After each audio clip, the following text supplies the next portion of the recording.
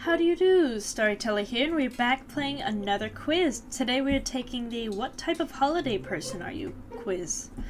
I think this means what type of, like holiday season, as in Christmas, Valentine's Day, Thanksgiving, that type of thing.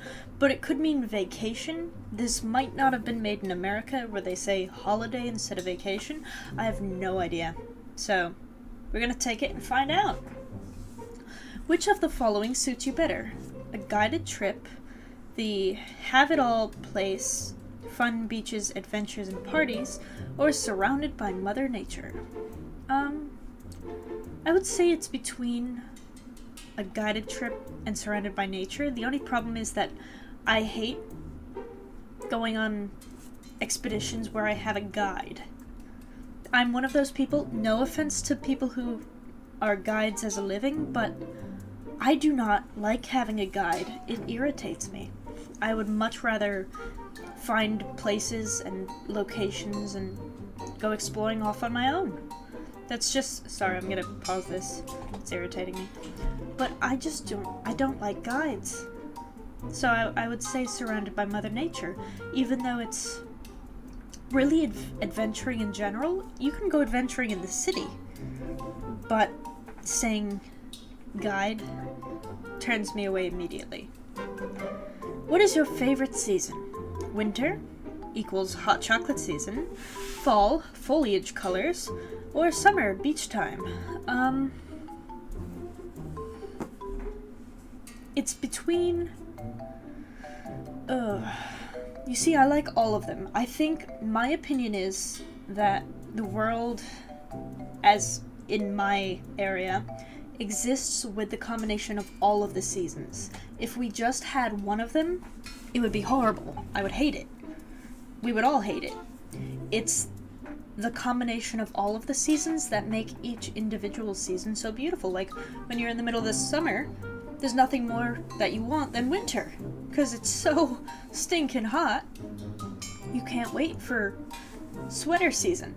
But then when it's summer, you also can't wait for the fall, with sweaters and carving pumpkins and going apple picking and corn mazes and pumpkin lattes. I'm not one of those people. I don't do anything pumpkin flavored unless it's actual pumpkins. I'm not that type. But fall is beautiful. I love the fall. But I also love the summer because summer is full of so many opportunities. It's warm out. You can go places further. You can spend more time outside without freezing to death. But it's also very warm, which means it does mean you can go swimming. In the fall, you can't really swim. It's too cold. It's more hoodie weather. But I'm not the type of person who does a lot of swimming. Because you guys know I hate the ocean. I'm terrified of the ocean. I don't have a pool anymore, so I don't really do a lot of swimming. The only time I do is when we go on vacation, and that's almost never. But, so I love the summer, and I love the winter too. It's cold, it's dark, but it's beautiful. It's mysterious and ominous, and it's very inspiring to go hiking through the woods in the winter, because it's so peaceful, and there are so few people out there because it is so cold. Nobody wants to be out there, so it feels so desolate and isolated, which it feels like a different planet to be on.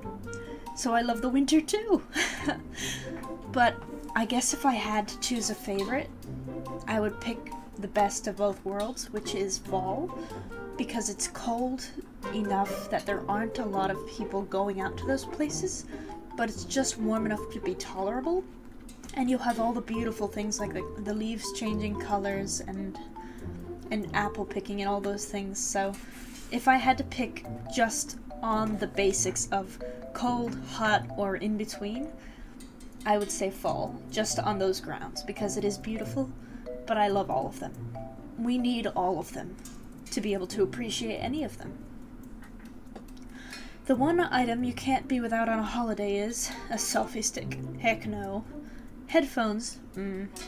or a guided book. You see, this is different. This is different. Guidebooks are completely different than a guide. I love maps and guidebooks. I stock up on them, even on places I'm never gonna go.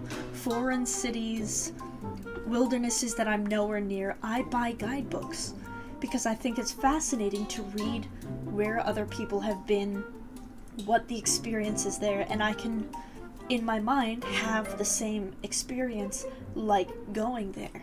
Because I read it and I study the maps.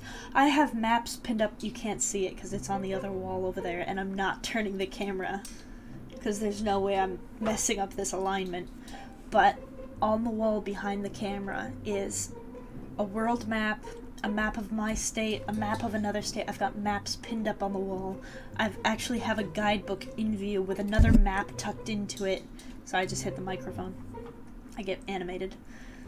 But I love guidebooks, so it's between headphones and a guided book. But the thing is, the two kind of go together, because with just headphones, all you can do is listen to something, and your mind has to be occupied with something. I'm the type of person who multitasks, so while I'm listening to something, I have to be looking at something. I have to be people watching. I can listen to something and people watch, or reading, or I don't know, walking. I listen to things while I walk, leisurely. But a book you kind of need... I'm the type of person who can't focus very well, if that makes sense. I don't just read very well. I need to have music going, or I need to be in a place that's kind of crowded, where I can hear background noise and listen to things going on. But to sit in a quiet room with a book, I have a lot of difficulty focusing on that. I don't know why that is. That's just how I am. So, the two really do go together. But if I had to pick one, I would say the guided book. But if I had a choice, I would say guided book and headphones. No selfie stick. I don't take selfies. It's not my thing. The only time I take selfies is if I'm going to put the picture in like a scrapbook or something like that, and I need a picture of myself, because I'm the one with the camera. I'm always the one with the camera. So what I'll do is, I don't take a picture with my phone, I take a picture with my digital camera, because it has a screen that pulls out and you can turn it around and take a picture of yourself. So I'll do that, just because it's a better camera than my phone. But yeah, I don't really take selfies. It's not my thing. If you could pick anyone to spend a holiday with, who would you choose? By myself, anyone who have a... Oh gosh. Anyone who have a plan. Ugh. Ouch, that hurt, but moving on. Or friends, but friends is spelled in the way of that strange TV show that I don't like that show. So, anyone who have a plan, or by myself. If the person I'm going with is as illiterate as the person who made this question, I would say by myself.